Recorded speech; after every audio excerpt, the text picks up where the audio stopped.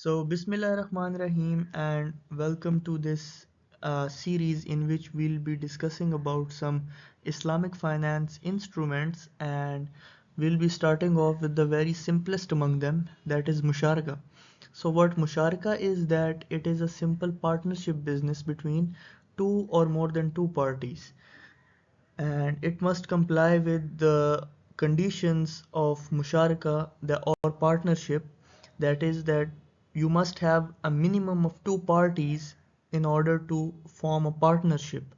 So let us see a simplest illustration of what a partnership business or what a musharaka is like. So in musharaka, as you can see on your screen, there are two partners and both of them contribute to form a partnership. Now, the percentage of contribution by the both partners is not, necessary to be equal, right?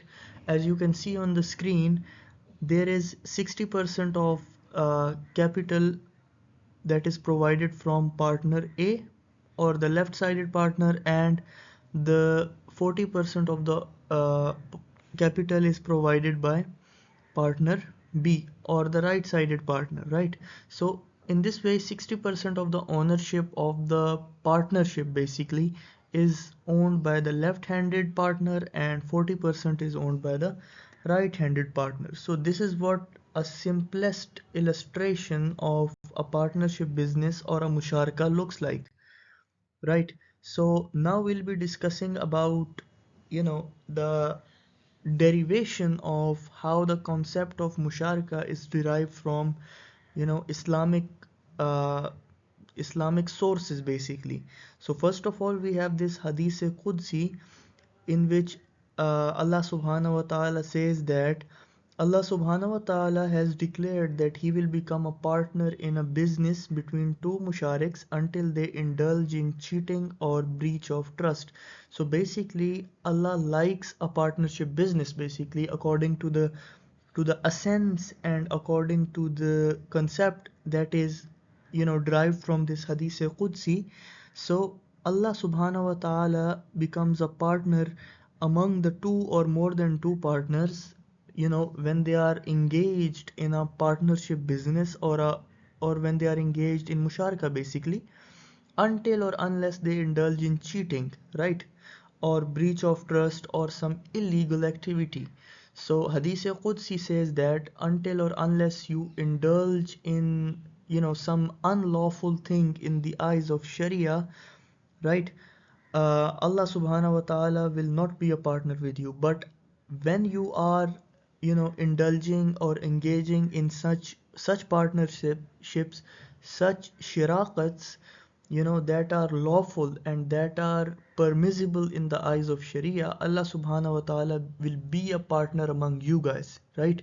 So Allah subhanahu wa ta'ala will be a partner, so you will definitely experience blessings in those partnership businesses that are lawful and the partnership businesses who will have Allah subhanahu wa ta'ala as a sharik or Allah subhanahu wa ta'ala as a partner among you in that specific partnership, right? So I hope so this thing is clear that the inference or the derivation or the source of this musharaka partnership is derived from one of the hadith Qudsi that you can see on your screen, right? So then we'll be talking about terminologies and definitions that are involved in this Islamic concept of musharaka. So what musharaka means is, as you can see on the screen, it means sharing in the terms of Islamic fiqh. The word musharaka basically it is derived from the word shirkat. The shirkat word in Urdu and in Arabic both means sharing, basically partnership, right? So the word musharaka, as you can see, has been derived from the word shirkat, which means being a partner. Musharaka is basically a kind of partnership in which the partners join together with different work contributions, work obligations for the common objective of undertaking business and trade in accordance with the principles of Sharia. So as we have already discussed that Musharaka business is basically a partnership business between a minimum two and a maximum of any number more than two parties, right? the purpose of which is to engage into such businesses, with the intention may be to earn profit, and the intention may be not to earn profit in some cases, as we'll discussing it in the slides to come and in the lectures to come. So basically it is a partnership business, right? And the nature of that business must comply with the principles of Sharia, as you can see in the third point as on the screen. So it is an ideal alternative for the interest-based financing with far-reaching effects on the economy. Right. So when you go to conventional modes of finance, they have a lot of interest factor, and a major portion of that loan when you take from the bank, basically the cost of that loan, when they add it to the original principal price of the loan, the total cost of the loan is too much, right? The total cost of the loan is too much as compared to the principal price. So that interest burden, which is put by that conventional financing methods onto the society, is alleviated and is terminated with these Islamic concepts, the Islamic basically modes of financing, right? The Islamic instruments of financing, basically, right? So as you can see that interest is basically haram in Islam. So as a Muslim, when we have this alternative of that conventional interest-based financing, we it is impermissible. It is not permissible for us to go to those sources of financing which have this huge interest component indulged in themselves, right? So what as a Muslim, what we should do is that we should go to those alternatives that the ulama have derived, basically, which have low interest or basically no interest, right? So for us to go to those conventional modes of financing is impermissible when we have these Islamic alternatives, right? And by using these Islamic alternatives, what happens is that the interest component is eliminated from this conventional financing, right?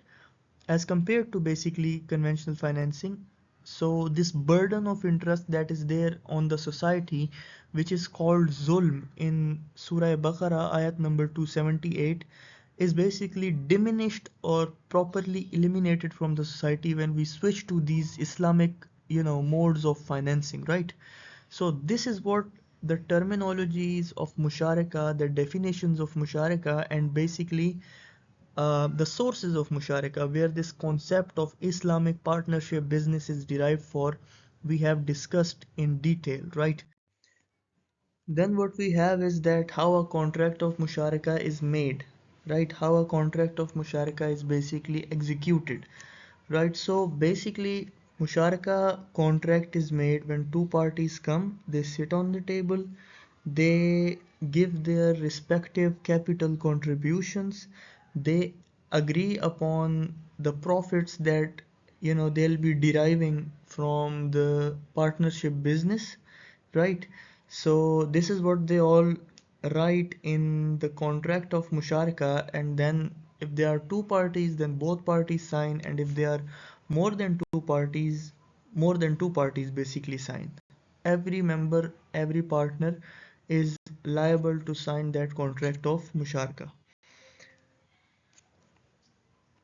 So now we have this concept, the types of Musharaka. So what you'll be seeing on the screen is the hierarchical segregation of Musharaka into two of its types, and those two types are Shirkatul Milk and Shirkatul Aqd, and those types are then further divided into their respective subdivisions, as you can see on the screen, right?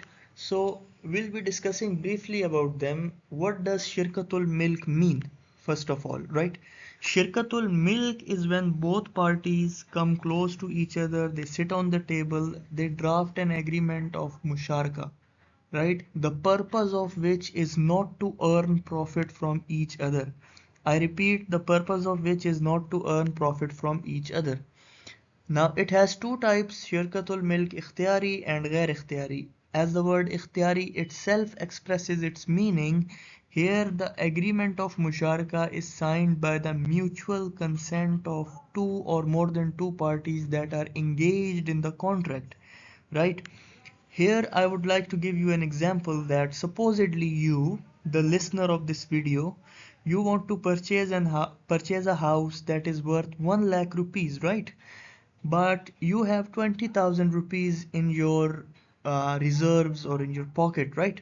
So you go to an Islamic bank, you ask that Islamic bank that I want to purchase that house. So that Islamic bank is definitely not gonna give you loan, right? So Islamic bank will say you to be a partner with me. Islamic bank will say you to be partner with them, right? And you and Islamic bank jointly, they'll be the owners of that house according to the respective contributed capital by you and the Islamic bank, right? Now you have 20,000 rupees, so you'll be 20% owner of that house, and Islamic bank basically it gives 80,000 rupees, right? So it will be 80% owner of that house. So the point of saying this is that you and Islamic bank have signed this contract on your own option, on your own mutual consent. This is what the concept of Shirkatul Milk Ikhtiyari is, right?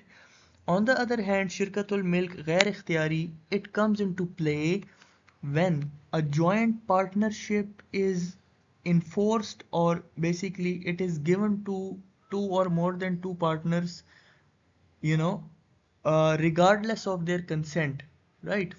For example, when a father dies, his inheritance is transferred on to his offsprings or his children, right?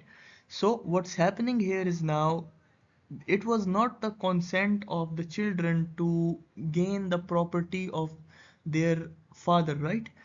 What's happening is there is that Allah subhanahu wa ta'ala, on the will of Allah subhanahu wa ta'ala, that person has died and his inheritance is transferred according to the proportions that have been set by Sharia to his offsprings or his children.